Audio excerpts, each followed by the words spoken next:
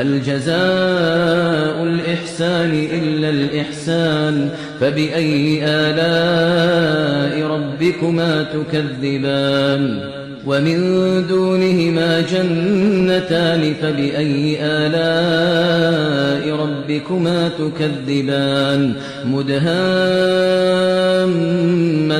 فبأي آلاء ربكما تكذبان فيهما عينان نضاختان فبأي آلاء ربكما تكذبان